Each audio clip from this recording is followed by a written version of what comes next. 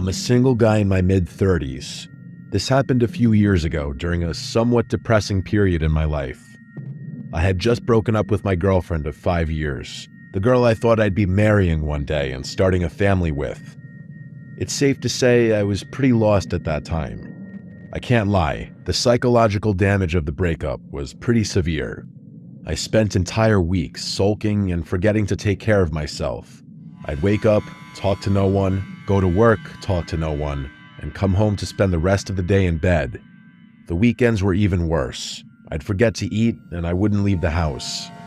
I'd binge watch movie after mind-numbing movie, not even realizing what I was watching half the time. But enough with the sob story. I'm much better now, although I still often think about the life I could have had if things went differently. Anyway, it was a Saturday night. I was slumped on the couch, barely moving except to hit play on another random movie. I couldn't even tell you what it was. Just another mindless action flick I'd forget about by the time it ended. For context, I was in my room, which is on the second floor of my house. I have a couch and a TV in my bedroom, so I typically never watch TV anywhere else but there.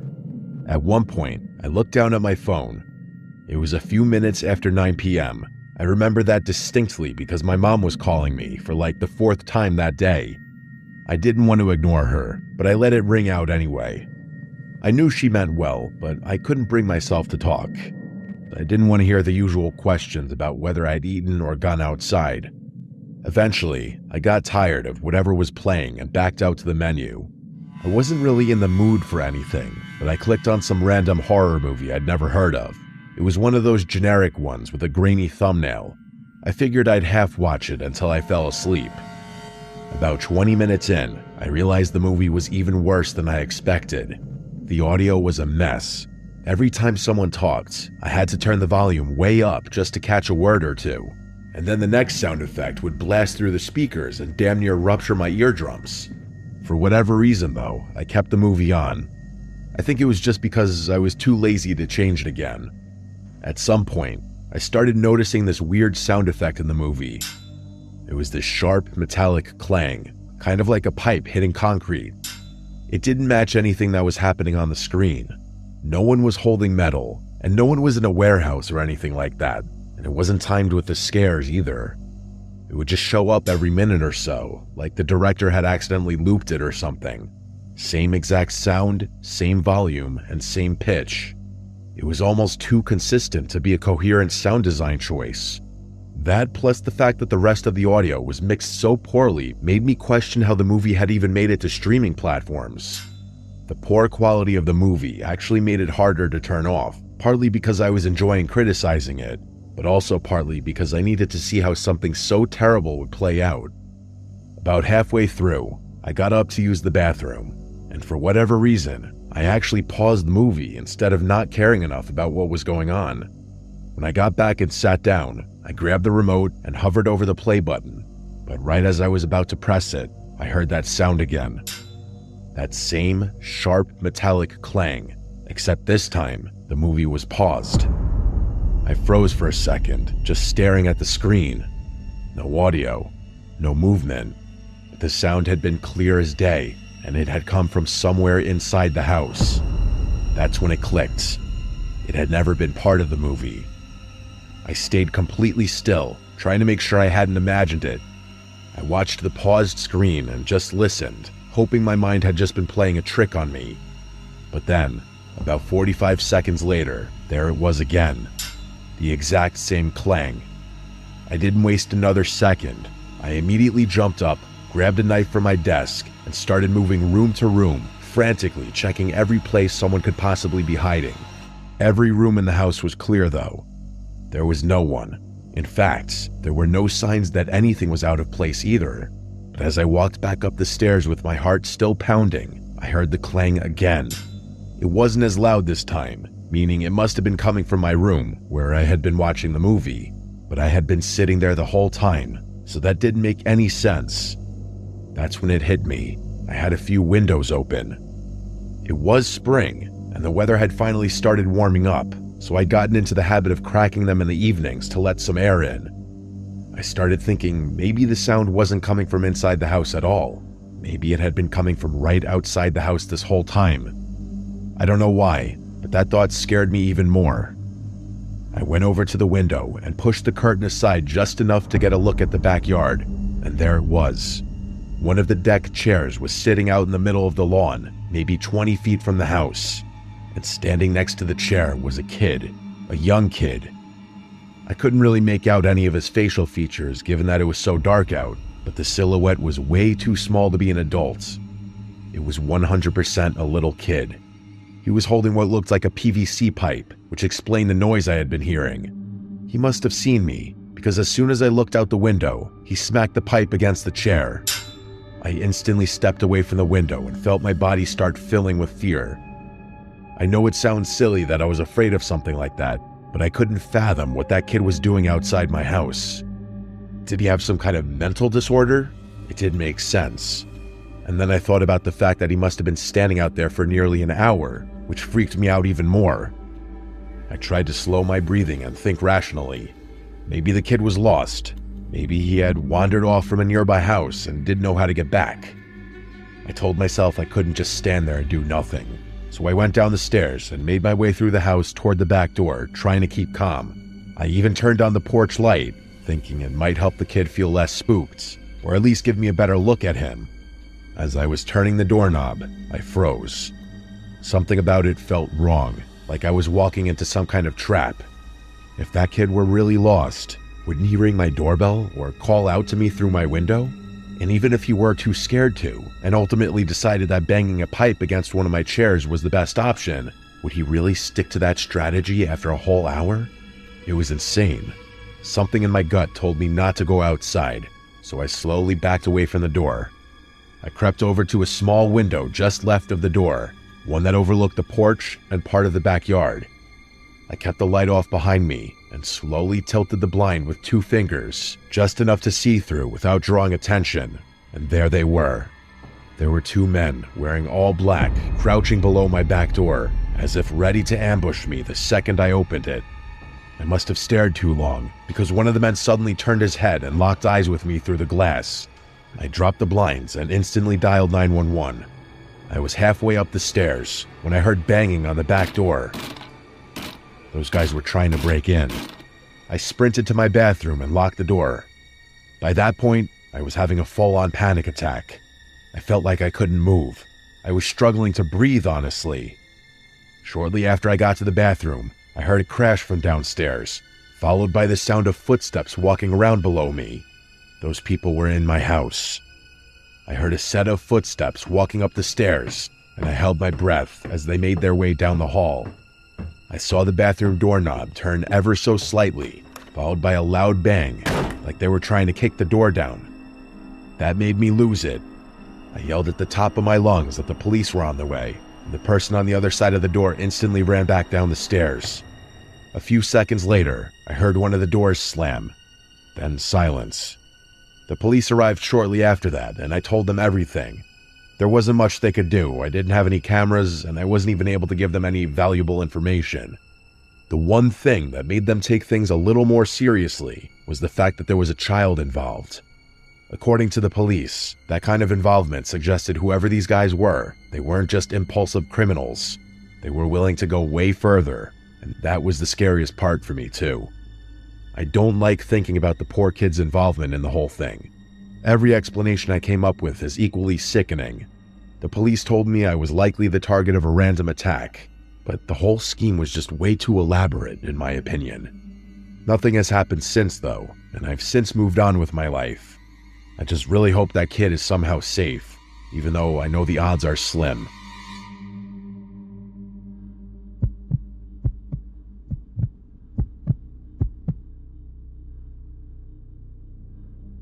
It's currently 2024 as I'm writing this. I'm a senior and I'm graduating in a couple weeks. Let me give you all a very brief rant. I never understood how most of my friends could survive a whole week-long spring break trip to Miami or some other party destination. I simply can't.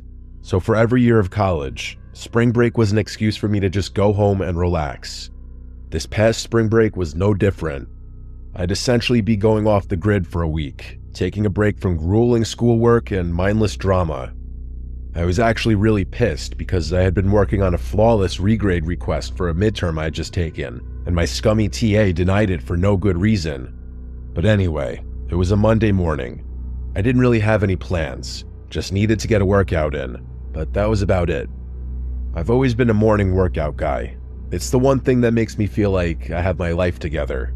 So even though I was home for spring break and technically had nothing to do, I still set my alarm for 6 a.m. and forced myself out of bed. I figured if I got to the gym early enough, I could beat the rush. By 6:20, I was already dressed, out the door, and on the road. The drive to the gym takes about 15 minutes, mostly back roads through quiet residential neighborhoods. Nothing ever really happens out there. It was definitely a nice place to grow up in, but a little boring once I got older and all my childhood friends started moving on with their lives.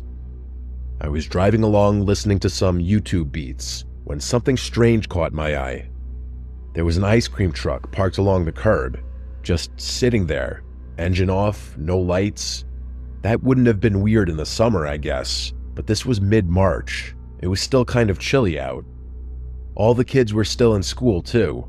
There was no reason for an ice cream truck to be sitting there at 6:30 in the morning. It looked completely out of place.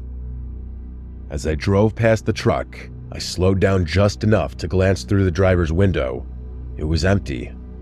By the time I turned the corner and left it behind, I found myself thinking more about it than I should have. I don't know why. The sight just felt a little bizarre. It wasn't just that it was too early in the year for ice cream trucks. It was that I couldn't remember ever even seeing one in my neighborhood at all. Not even when I was a kid. My area just wasn't that kind of place. As weird as the whole thing was, I quickly dismissed it and proceeded with my workout. After the gym, I got a quick bite to eat and headed home, feeling like I'd actually done something with my morning. But as I turned onto the same street from earlier, the ice cream truck was still there, in the same exact spot. That made me pause. I figured someone would have called it in by now. This is the kind of neighborhood where people are really uptight and get twitchy if you park too long in front of their house. That actually reminds me of a time when some grumpy woman gave my friends and I crap for parking in front of her house, even though we were waiting for our other friend who lived right next door. I say that to say that I'm not crazy for expecting someone to have called the police about the truck. Curiosity got the better of me. Instead of heading straight home, I circled around the block to pass the truck again, just to see if someone was inside it now, and someone was. As I drove past the second time, I must have been a little too obvious with how slowly I was driving, because the guy in the front seat locked eyes with me for a few seconds. He looked really off. He had this long, almost cartoonishly pointed nose and a scraggly beard that looked like it hadn't seen a razor in years. He genuinely looked like someone who lived in his vehicle, and it rubbed me the wrong way. I drove straight home after that. My parents were both at work, so I had the place to myself. I spent the next few hours just killing time. Sometime in the afternoon, I walked down the driveway to check the mail. As I got to the end of the driveway, I glanced down the street and nearly died inside. It was that same ice cream truck from before. It was parked across the street, about 3 houses down. It wasn't facing me, but I had a feeling it wasn't just a coincidence. I didn't move for a second. I just stood there, trying to make sense of what I was seeing. Had that guy really followed me home? I knew he had. There was no other explanation. I grabbed the mail and walked straight back inside, trying not to make it obvious that I'd seen anything. Once I was upstairs, though, I went to one of the guest bedrooms. There's a window that overlooks the street from a better angle, so I pulled the curtain aside and peeked through. Sure enough, the ice cream truck was still there. I watched it for a few minutes, but nothing happened. I'm not sure what I expected to see, but I couldn't bring myself to look away. Eventually, I had no choice. I didn't have all day to spend staring out a window, so I tried to get some stuff done on my laptop. I couldn't focus, though. Every half hour or so, I'd feel the urge to go back to the guest room and glance out the window. Every time I looked, the ice cream truck was still visible, but it was in a different spot, which meant the driver was intentionally moving around the street for whatever reason. I didn't know whether it was a good idea to call the police or not. I wasn't sure what I'd even say, given that nothing had actually happened. Even now, I wish that I had just done what any normal person would have done and either called the police or tried to ignore the truck, but I was too curious. My older brother is really into bird watching, so I started digging around his room for a set of binoculars I knew was in there somewhere. Eventually, I found them and returned to the guest room. I pulled the curtains aside and looked at the truck through the binoculars. I was not prepared for what I was about to see. Through the driver's side window, I could see that man from earlier, only he wasn't just sitting there. He was looking back at me with a pair of his own binoculars. As soon as he saw me looking, he instantly dropped the binoculars, started the truck, and drove off. I was horrified. That guy had been spying on me and my house for the better part of 3 hours after literally stalking me home. That's when I finally called the police. I didn't even know what I was expecting from it. I just didn't know what else to do. I told them that this ice cream truck had been circling my neighborhood all day, that I'd seen a man inside watching my house through binoculars, and that he drove off the second I looked back. The dispatcher was calm and told me they'd send someone to patrol the area and keep an eye out. She told me it should be relatively easy to spot an ice cream truck given how distinctive they were. Then she hung up. I didn't know what else to do after that. When my parents got home a little while later, I filled them in. They were obviously concerned, but they also told me it probably wasn't worth worrying about anymore. I was pretty tired by then, so I fell asleep pretty quickly. Sometime later, I woke randomly in the middle of the night. Instinctively, I grabbed my phone off my nightstand. It was sometime just after 3 a.m. I sat there in bed, trying to figure out what had woken me up, when I heard it. Music.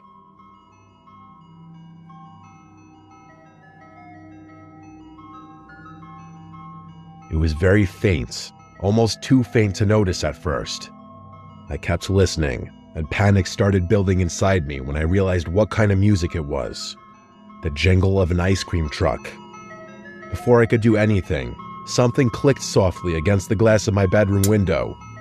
I instantly connected the dots. Someone was throwing rocks at my window. That had to be what had woken me up. The music was way too quiet on its own. I sat frozen for a while, staring at the wall across from me. I kept telling myself to look, to just get up and check. But every time I started to move, my body locked up again. Eventually, I forced myself to do it. I crept toward the window and stood to the side of it for a second. On the count of 3, I peeled back the curtain in one fluid motion and looked. The man from earlier was standing in the middle of my front yard, right below my window, and on either side of him, holding his hands, were 2 small children, or at least they looked like children based on how short they were. I really couldn't tell on account of how dark it was. I didn't waste another second. I tried to ignore the pounding in my chest, stepped away from the window, and immediately went to wake up my dad. I had already dialed 911 by the time he went downstairs to have a look around. My dad's a pretty tough guy, so I figured he'd want to handle things himself. Unfortunately, that man had somehow slipped away in the few minutes it took us to get outside. The police arrived a while later. A few days went by and we never heard anything, and I eventually had to go back to school, but my parents promised me they'd be on high alert. That was almost a month ago, and luckily, my parents haven't told me about any strange occurrences since then. The reason I'm writing this now, though, is because my mom called me a few days ago. Apparently, there was a missing persons case that had just gone public in our hometown. 2 6-year-old twins, a boy and a girl, had vanished from a neighborhood about 30 minutes from where we lived. The moment she said it, my mind went straight back to that night, to those 2 small figures standing on either side of the man in my front yard. The whole thing honestly makes me sick. Why would that guy sit in my house for hours and throw rocks at my windows in the middle of the night? And why even go to those lengths if he was involved in something as serious as a kidnapping? Maybe he was worried that I had somehow caught on to what he was doing, but if he had really taken those kids, wouldn't attention be the last thing he'd want? And then there's the kids themselves. I wonder if they were already with him when I first saw the truck that morning, or were they somewhere else? I really can't stop thinking about it. The only explanation I can come up with is the type of person who'd kidnap a child doesn't think like normal people do, which is why that man would risk getting caught just to freak me out. My mom followed up with the police to try and shed some light on the case and our possible connection to it. If anything ever happens, I will send an update.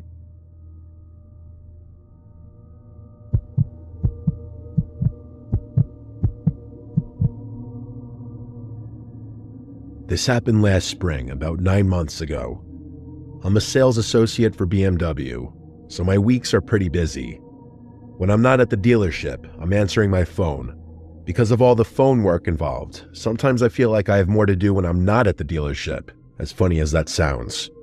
Because of the nature of my work, I pretty much have to answer my phone every time it rings, especially when it's an unknown caller. So, as you'd expect, I get a lot of scam calls, but I have no choice but to answer, just in case it's a client or an interested party. One night, sometime after 10 p.m., my phone started ringing. It was a number my phone didn't recognize.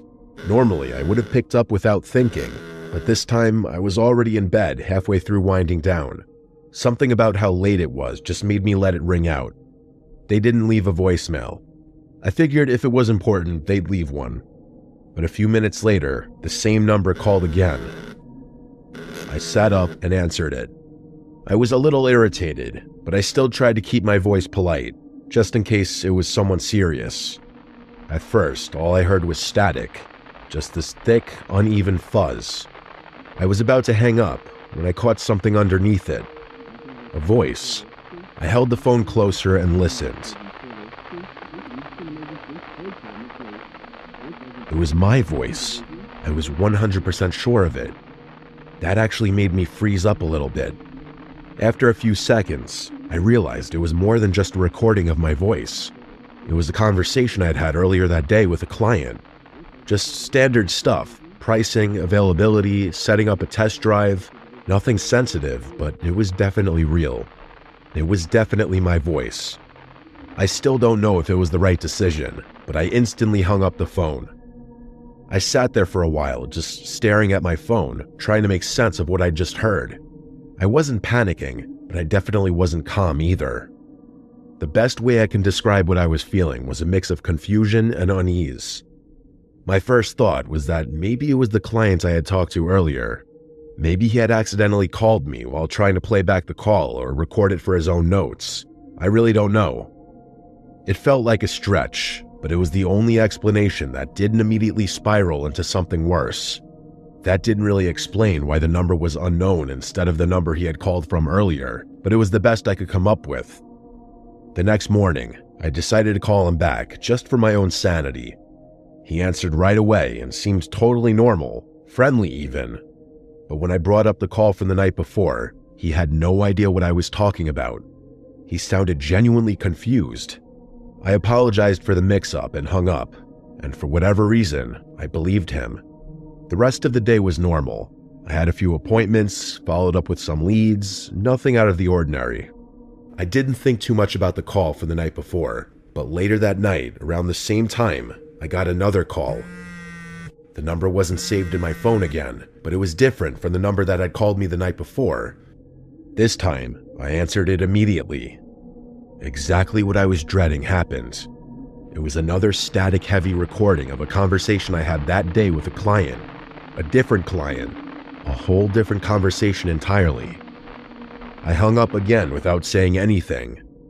That night was when it really started getting to me, because now it felt intentional, and I noticed something else. The recording didn't include the client's voice. It was only me talking, like a one-sided call. I started wondering if someone had been listening in on my conversations and recording me somehow. I didn't sleep very well that night, as I couldn't stop thinking about it, but I didn't know what to do. I never thought I was a paranoid person, but the next week of my life proved me wrong. Every night for a week, the same thing would happen. I'd get a call from a random number and would listen to a staticky recording of a conversation I'd had that day. I started recording the calls myself. I can't even tell you why. I just thought it was the smart thing to do. By the third or fourth night, it started to wear on me. Not just in a creepy, this is weird kind of way. I mean, it started to actually mess with my head. I couldn't relax, I couldn't think. I'd catch myself looking out the window every few minutes, like someone might be standing out there watching me. I started triple locking my front door. Then I started leaving a light on in every room at night. At one point, I even moved a chair in front of my bedroom door. Looking back, it's really hard for me to explain any of these decisions, but my mind was in a very different place during that period. Anytime my phone rang, even during the day, I'd step outside and answer it from the safety of my car, where I could see every angle around me. It sounds crazy now, but I couldn't shake the feeling that I was being watched. At one point, I even brought it up with the police. I felt ridiculous doing it, but I figured if someone was monitoring me, I had to at least make some kind of report. The officer I spoke to was polite enough, but I could tell right away they didn't take it seriously. He said they could try looking into the numbers, but unless there was a direct threat or evidence of harassment, there wasn't much they could do. I don't know if they actually tried to trace the calls or just filed it away and forgot about it. Either way, it didn't help. If anything, it made me feel more alone in it. A few days later, though, the calls suddenly stopped. That week of obsessively checking my surroundings and answering calls from my car must have deterred whoever was harassing me. Part of me wanted to believe it was over, but I couldn't relax. If anything, the sudden absence of contact actually caused me to spiral even further into paranoia. My mom is schizophrenic, so I always figured I was predisposed to developing some kind of mental condition, but it was literally happening right before my very eyes. I was becoming one of those reclusive people who think the entire world is spying on them. I ended up getting a brand new personal phone number. It was a massive headache. Switching numbers meant having to reestablish contact with clients, update everything linked to my phone, and risk missing out on people trying to get in touch with me. But I did it anyway. I couldn't shake the feeling that my old number had been compromised somehow. After a few more days of radio silence, the thing I was dreading happened. One night after work, I got another call. It was exactly like the ones before it. I kept my cool, and instead of remaining silent and hanging up, I actually spoke. I said something along the lines of, "I don't know who you are or why you're doing this, but if it's money you want, I've got it." I went on to say that I'd happily pay to be left alone. I gave the person my address and said I'd be willing to meet. And then, for the first time, there was an actual voice on the other end. It sounded like they were using a voice changer. And all they said was, 11 o'clock, before hanging up. I know what you're thinking. Why the hell would I volunteer my address like that? Honestly, I can't answer that question. I was acting irrationally, I know that, but it's impossible for me to explain exactly how my mind was working during that time, so I'm not even gonna bother. The next 4 days were the most traumatic and stressful moments of my life. I'm not sure how much I can even type out without getting too graphic, but here goes. I have a handgun in my house for personal safety.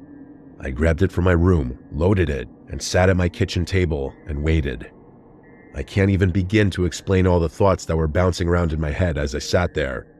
I contemplated a lot of things in those 4 hours. I'd go as far as to say that had it not been for sheer chance, I might not be typing this out right now. Just thinking about that night gives me a sickening feeling. 11 p.m. came and went, and no one showed up. There's no telling what I would have done had they actually showed up. I ended up sleeping at the kitchen table with the gun in my hand. It was by far the worst night of my life, but thankfully, that was the end of it. I never got another mysterious call again, but that didn't change the fact that that person had done irreparable damage to my mental state. It took me a lot of therapy and time off work to recover fully, and I still get chills thinking about how easily I was almost driven to complete madness. I will never have an explanation for what happened to me. I have no idea how that person recorded my conversations or who they even were. I have no idea why they harassed me or why they stopped for that matter. I've since moved out of that house, but there's not much I can do beyond that. If anything, this experience has made me a lot more fearful of the future. I can't help but think that I'm destined to end up just like my mom. Hopefully getting this out there will help me heal in some way.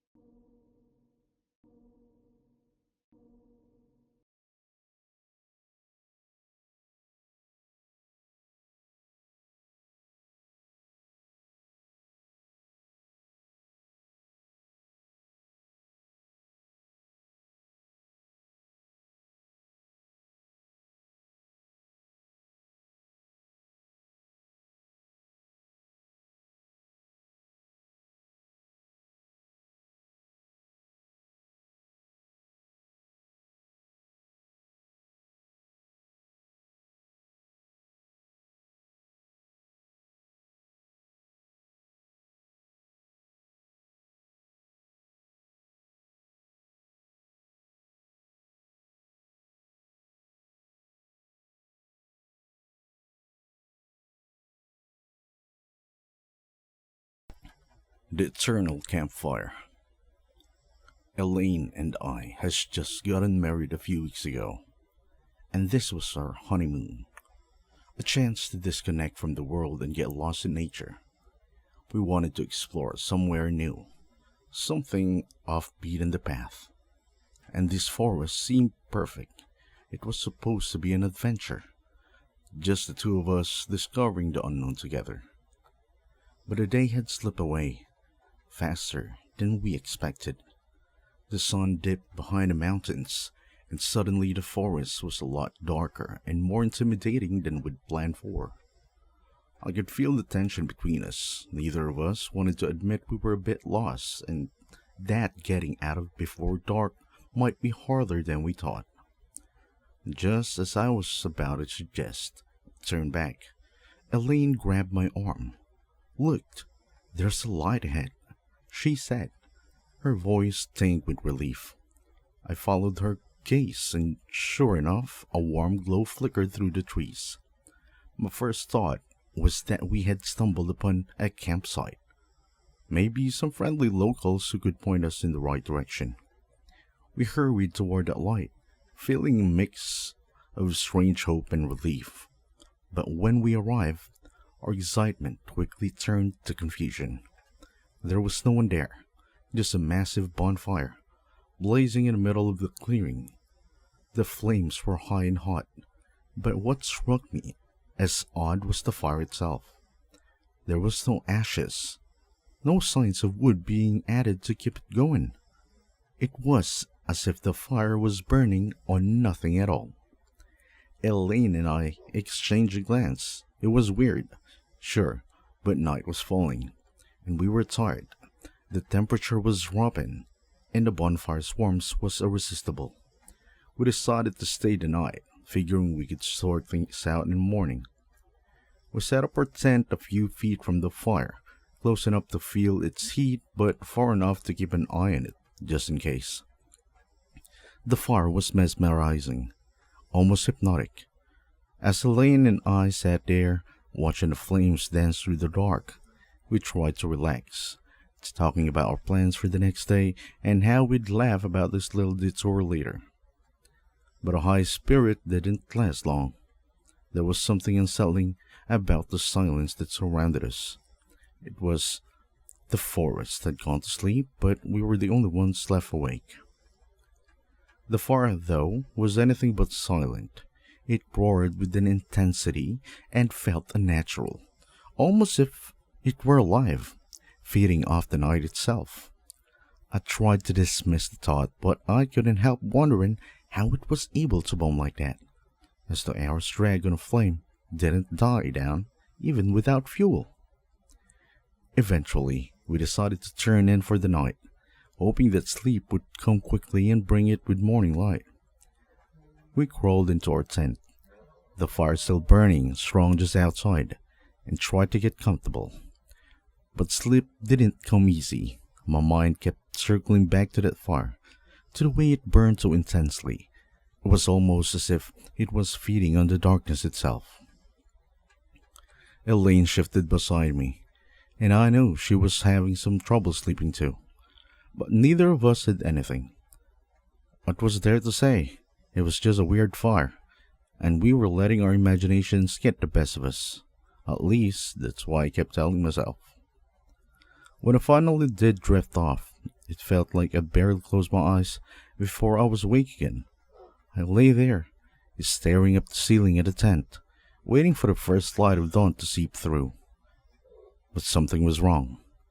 The air was still heavy with the chill of the night, and when I checked my watch, confusion sets in. Finally, we decided to try and get some sleep. I unzipped the tent and we crawled inside, laying our sleeping bags close to each other. The fire's light seeped through the tent fabric, casting a warm, orange glow over everything. But even with the fire so close, sleep didn't come easily. I lay there, staring at the roof of my tent, mind racing. Why was that fire burning so intensely, and why was there no one around?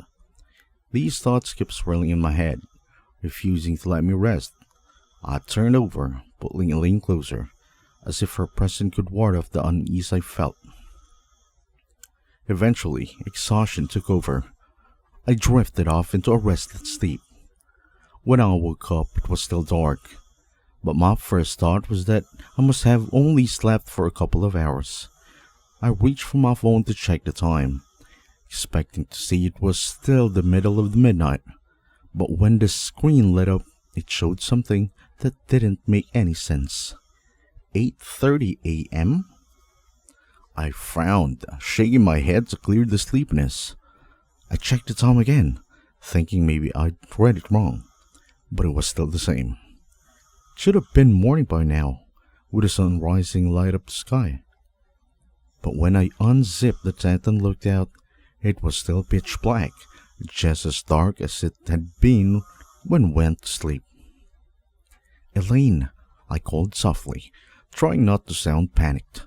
She stirred beside me, slowly waking up. "What time is it?" she asked groggily, rubbing her eyes. 8:30, I replied, my voice thick with confusion. She blinked, processing the information. 8:30 in the morning? I nodded, feeling a cold dread settle in my stomach. It should have been light by now. We both sat there, staring at the impossibly dark forest. A heavy silence between us. Something was wrong. The fire still burned brightly, casting its eerie glow, but beyond its light, the darkness remained unbroken. The sun should have risen hours ago, but it hadn't. Maybe it's just some kind of strange weather phenomenon, I suggested, though I even didn't believe it. Elaine didn't answer. She was staring at her phone, trying to get a signal, but there was nothing. Just the same empty bars that had been there since we entered the forest. "Michael, this isn't normal," she finally said, and her voice trembling. "We've overslept, and it should be daylight by now. Nothing around here makes sense." No matter how I wanted to dismiss it, I had to agree with her. The darkness, the fire, the way time seems to stand still. It all pointed to be something beyond our understanding. "We need to get out of here," I said, trying to get my voice steady. I grabbed my jacket, pulling it on as I stood up. "We'll back up and start walking. We can't just sit here waiting for something to happen." Elaine nodded, but I could see the fear in her eyes. She quickly gathered her things, and within minutes we were ready to leave. I doused the fire with a bucket of water we have brought, but to my shock, the flames didn't even flicker. They just kept burning as if they were impervious to anything we tried.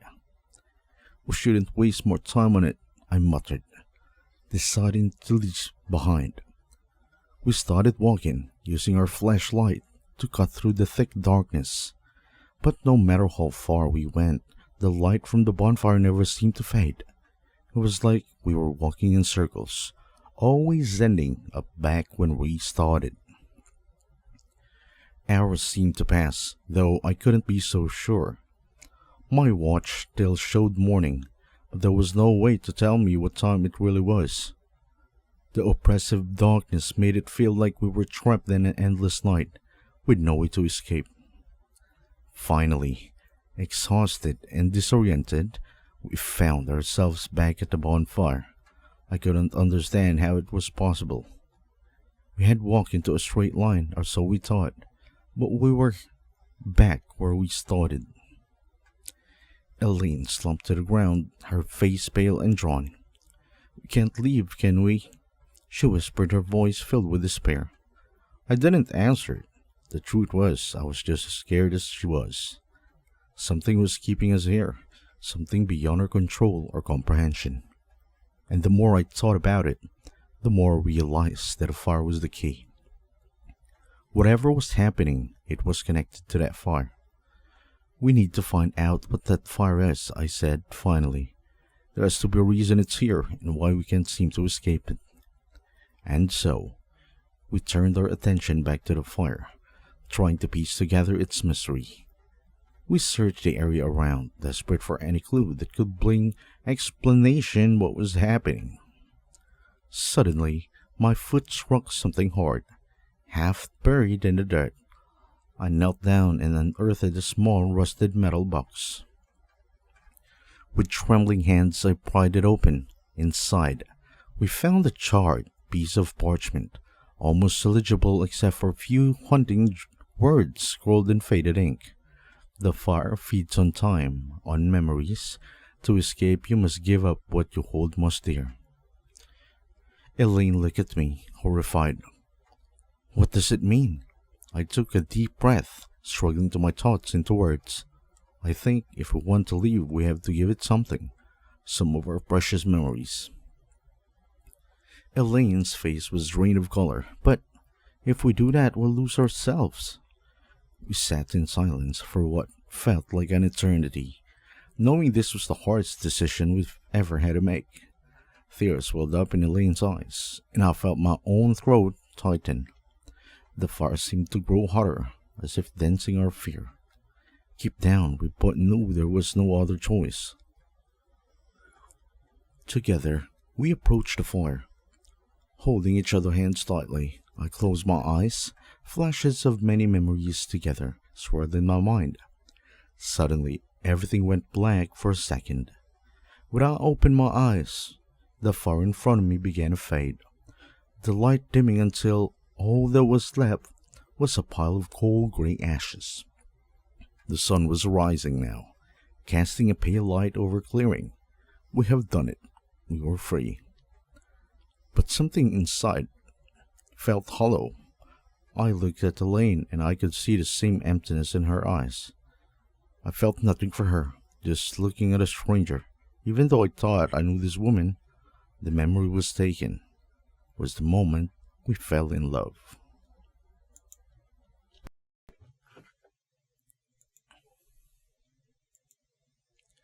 The Canvas of Shadows.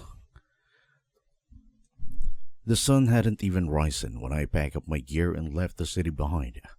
I was desperate.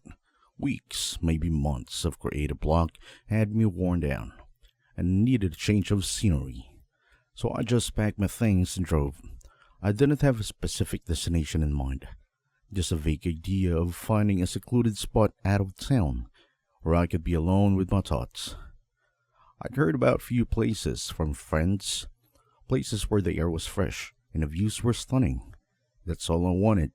Somewhere quiet, somewhere to breathe. After driving for hours, I finally found it.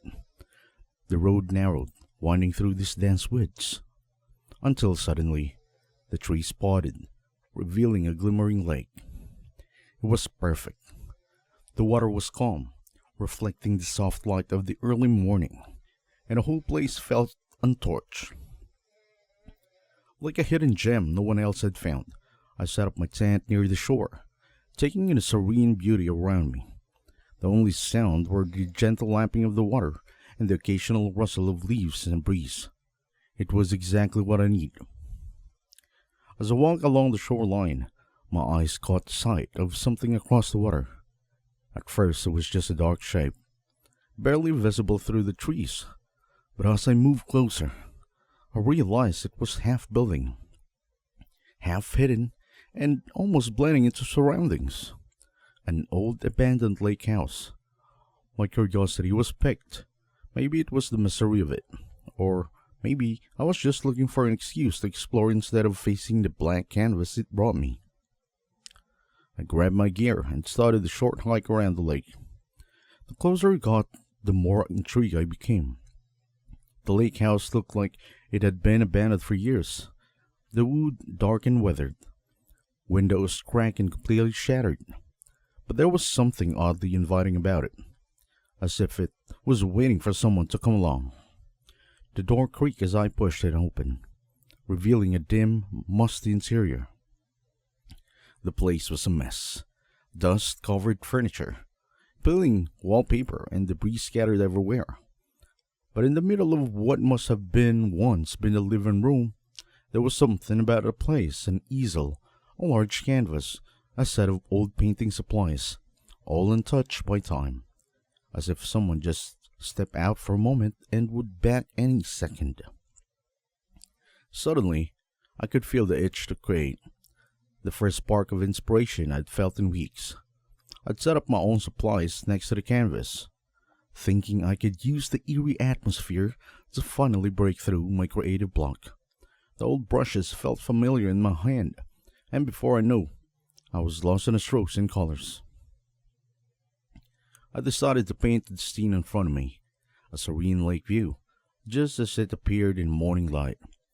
I started with broad strokes, the brush gliding effortlessly across the canvas. The water was calm, the trees were thick and green, and the sky was a perfect shade of blue. As I worked, time seemed to slip away. The sun climbed higher, wanting my back as I focused on every detail, trying to capture the tranquility of the place. The colors blended beautifully, almost too perfectly, as if the paint itself was under my hand. But as I painted, strange details began to emerge. Dark shapes in the water, shadows that hadn't been there before. I didn't remember adding them, yet they were there, taken from almost moving on the canvas. I paused, staring at it, trying to remember if I'd seen anything like that in the lake earlier. But I couldn't recall. I shrugged it off, thinking it's just a fault that I could fix later. But as I kept painting, more unsettling elements started to appear. The trees on the canvas seemed to twist and warp subtly. The green leaves somehow turned to much darker shade. The water almost took on a murkier tone, as if something was polluting it from below. I frowned, trying to correct these details, but the more I tried to fix them, the more pronounced they became. It wasn't until I stepped back to look at the painting that I felt a shiver run down my spine. The scene on the canvas was the peaceful lakeside I had intended to capture, but more ghostly and sinister, and the shadowy figure, it seemed to stare back at me, as if it knew I was the one who had brought into existence. Then as I placed out the window, I froze. Across the lake, where the water had been perfectly clear just moments ago, something was moving, a dark shape just beneath the surface, rippling the water as it passed. I blinked, trying to make sense of what it was I was seeing. It couldn't be real. It was just a thick trick of light, or maybe tired eyes playing games with me. But as I watched, the shape grew more distinct, rising slowly from the water. It was the same as the figure of my painting, a twisted, shadowy creature that couldn't exist. Panic set in. My heart raced as I stumbled back from the window, nearly tripping over my supplies. I couldn't take my eyes off the lake, and I could barely breathe. The creature was moving closer, its form becoming clearer with every second. This wasn't possible. How could something I painted become to life? I turned back to the canvas. My mind was racing. I wasn't just painting anymore. It was something else. Something dangerous. I needed to stop, to figure out what was happening before it got worse. But as I thought that, I felt it. A deep, almost primal urge to keep going, to finish what I started. The brush seemed to move on its own, my hand guided by some unseen force, painting faster and more frantically than before. I watched in horror as the canvas filled with more twisted scenes. Dark woods filled with eyes that glowed in the night. The lake now churning with unseen terrors beneath the surface. The sky blackened and filled with swirling clouds. Each stroke brought the images closer to life, and with them, the terror grew. The creatures I painted began to appear one by one. At first it was just shadows, glimpses of movement at the edge of my vision. But then they became clearer, more defined. I saw them in the corners of my room, their forms shifting and warping as they crawled out of the darkness. I could feel their eyes on me, could hear the faint whisper of their breath, and the rustle of their movements as they closed in. I tried to stop, to throw down the brush and run. But I couldn't. My body wasn't my own anymore. I was trapped, a puppet to whatever force had taken hold of me. The panic was overwhelming, suffocating, but I couldn't do anything about it. All I could do was paint faster and faster as the world around me twisted into something of a nightmare. Outside, the once beautiful lake was now a scene of horror. The water was black, bubbling with unseen forces, and the sky had turned ominous shade of red. The shadows in the woods moved closer. Shapes emerges from the trees, twisted, monstrous being, and that they shouldn't exist. They were coming for me, drawn by the power of the canvas, by the horrors I created. I knew that I had made a terrible mistake. I had to unleash something I couldn't control, something far beyond my understanding. And now, there was no escape. With every stroke of my brush, my sanity slipped further away. The line between reality and nightmare blurred until I couldn't tell which is which. I had to do something before losing myself forever. This canvas, it was the source of all this madness. If I could find some way to destroy it, but how could I? That when I wasn't in control. The creatures were getting closer. Their dark energy seeping in my bones. I felt their cold breath on my neck. The brush of their fingers against my skin. Desperation gave me strength to reach for the paint thinner. The struggle was agonizing, but I pushed through. My mind screamed that I had to act now, or it would be too late. I managed to douse the canvas with a thinner. The fumes sharpened the air. The creatures hissed and shrieked, their forms flickering as if the very act was causing them pain. With my strength waning, I fumbled for a match, striking it against the rough surface of the easel. The small flame flickered and hurled the match into the canvas. The flames erupted instantly, devouring the cursed painting with an intensity that matched the horror it had unleashed. The creatures writhed and convulsed, their shapes distorting as the fire consumes their power.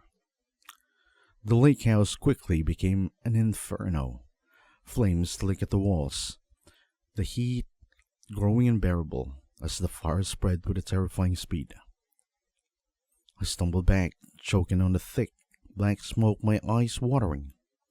I was still barely control of my body, but with the last of my strength, I forced myself to the nearest window. Diving through it, just the furniture began to collapse. I landed hard on the ground. The breath control knocked me as I scrambled away from the blaze. I could feel the searing heat on my back, the air shimmering with intensity of the fire. The lake house was a roaring fireball now, the flames reaching high to the sky.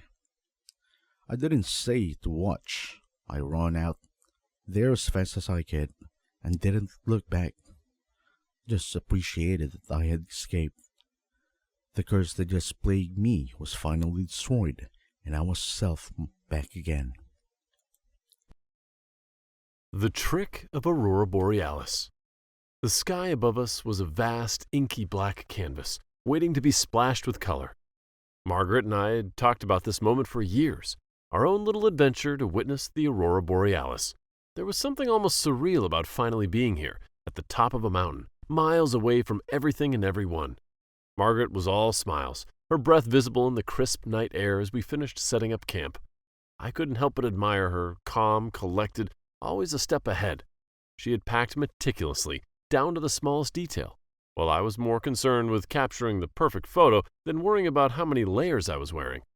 As we settled in, I glanced over at Margaret, who was already unpacking. She handed me tent poles with a grin, and we set to work. With the tent finally pitched and the fire flickering warmly at our feet, we settled down to take in our surroundings. I could feel the anticipation building, the electric charge in the air that comes from something extraordinary. But as I pulled my jacket a little tighter around me, I caught a glimpse of Margaret's expression, half smirk, half concerned. It was then, just for a fleeting moment, that I realized how easily excitement can overshadow the practical. But the thought vanished as quickly as it came, replaced by the thrill of what was to come. We were here for something incredible, and nothing was going to take that away from us. But once we reached the peak and set up camp, the excitement was briefly overshadowed by a biting realization. I should have listened to Margaret. The cold up here was far more intense than I had expected, and my jacket, which had seemed sufficient before, suddenly felt woefully inadequate. Margaret shot me a knowing look as she added another layer, and I could only chuckle and shrug it off. After all, the night was just getting started, and we had a front row seat to nature's most spectacular show. It wasn't long before the sky began to change. At first, it was just a faint glow in the horizon, a whisper of light brushing against the night, but soon that whisper grew into a chorus, colors spilling out across the sky in waves of green, pink, and violet. It was like nothing I'd ever seen before, alive, moving, almost breathing. We sat there in silence, mesmerized as the aurora borealis painted the heavens above us. Margaret's face was lit with wonder, her eyes reflecting the swirling colors. "Can you believe this?" she whispered, her voice barely audible over the stillness. I could only nod, lost in the spectacle unfolding above. But as the lights grew brighter, more vivid, something in the atmosphere seemed to change. I noticed it when I stepped away from the fire for a moment. The temperature had dropped sharply, and my breath hung in the air longer than before, crystallizing before my eyes. I pulled my jacket tighter and glanced over at Margaret. She was still focused on the sky, oblivious to the cold. Then, out of the corner of my eye, I saw it. A shadow, just at the edge of the tree line, where the darkness seemed to thicken. It was gone as soon as I noticed it, leaving me unsure if it had been there at all. I shook my head, dismissing it as a trick of the light. After all, we'd been hiking for hours, and the altitude could do funny things to your senses. I decided to keep it to myself, not wanting to spoil the magic of the night. Margaret's voice broke the silence, her excitement palpable. She was marveling at the lights, oblivious to anything else. I forced a smile and nodded, trying to shake off the strange feeling creeping over me. I pulled my jacket tighter, suddenly aware of how exposed we were, how small we felt beneath that vast, shifting sky. The aurora borealis was at its peak, painting the sky in hues so vivid they seemed to pulse with a life of their own. The greens had deepened into an otherworldly emerald, the purples into a haunting violet. It was as if the sky had been torn open, revealing something beyond, something not meant for human eyes. Margaret was completely absorbed, her eyes wide with wonder. But I could barely focus on the lights anymore. That nagging sense of wrongness had grown, taking root in my mind. I forced myself to breathe, to focus on the beauty above us, but the air felt heavier now, thick with an unspoken threat. The wind had picked up, whistling through the trees with a low, mournful sound. I could feel the cold more intensely, biting into my skin. But it wasn't just the temperature. It was as if the cold was seeping into my thoughts, clouding them, twisting them.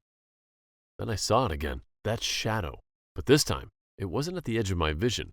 It was right there, moving between the trees. My heart skipped a beat, and I turned to Margaret, ready to say something, to warn her. But she was gone. My breath caught in my throat as I scanned the area, my mind struggling to catch up with what my eyes were seeing.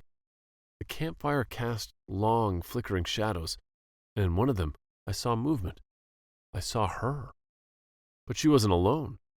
A figure loomed behind her, tall and misshapen, with limbs that seemed to stretch unnaturally. It was pulling her away, deeper into the forest. I opened my mouth to scream, to shout her name, but no sound came out. I was frozen, paralyzed by a terror so profound it felt like my mind was fracturing. The colors of the aurora twisted above us, turning into something grotesque, almost mocking. This wasn't real. It couldn't be. But there she was, struggling against the creature's grip, her eyes wide with fear, pleading silently for help. Finally, my body responded. I lurched forward, stumbling over the uneven ground, my mind screaming for me to move faster, to reach her before it was too late.